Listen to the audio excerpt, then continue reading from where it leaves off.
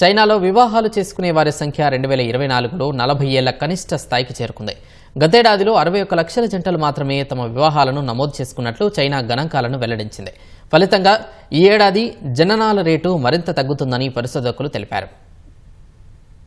చైనాలో పెళ్లి చేసుకునే యువత సంఖ్య భారీగా తగ్గుముఖం పట్టింది. ఫలితంగా జననాల రేటు తగ్గే అవకాశమున్నట్లు చైనా పౌర సరఫరాల మంత్రిత్వ శాఖ విడుదల చేసిన నివేదిక తెలిపింది. 2024లో 61 లక్షల జంటలు మాత్రమే తమ వివాహాలను నమోదు చేసుకున్నట్లు నివేదిక పేర్కొంది. ఈ సంఖ్య 2023తో పోల్చితే 20.5% తగ్గినట్లు అధికారులు తెలిపారు. అదే సమయంలో విడాకులు తీసుకునే జంటల సంఖ్య 1.1% పెరిగి 28 లక్షలకు చేరుకున్నట్లు గణాంకాలు వెల్లడించాయి. 2023లో 90 లక్షల జననాలు నమోదవగా 2024లో ఆ సంఖ్య 95 లక్షలకు చేరుకుంది. తాజా పరిస్థితుల నేపథ్యంలో ఈ ఏడాది జననాల సంఖ్య తగ్గే అవకాశముందని నిపుణులు అంచనా వేశారు.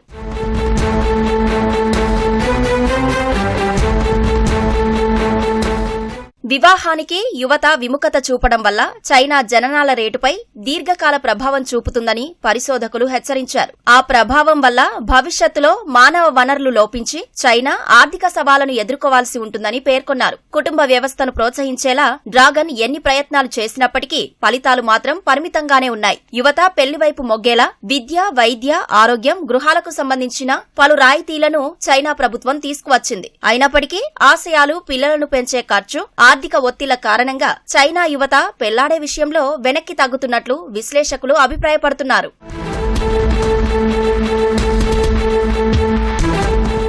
చైనా జనాభా 2022 నుంచి క్షీణిస్తూ వస్తోంది. మొత్తం జనాభాలో 14% మంది 65 ఏళ్లకు పైగా వయసు కలిగిన వారు ఉండడం చైనాను తీవ్రంగా కలవరపెడుతోంది. సుమారు 30 కోట్ల మంది 60 ఏళ్లకు పైబడిన వారు ఉన్నారు. ఈ సంఖ్య 2033 నాటికి 40 కోట్లకు, 2050 నాటికి 50 కోట్లకు చేరుతుందని నిపుణులు అంచనా వేశారు. ఆ సమయానికి చైనా మొత్తం జనాభాలో దాదాపు 35% మంది వృద్ధులు ఉంటారని తెలిపారు. పరిశోధకుల హెచ్చరికల నేపథ్యంలో దశాబ్ద కాలంగా కుటుంబ నియంత్రణ నియమాలను చైనా సడలించుకుంటూ వచ్చింది.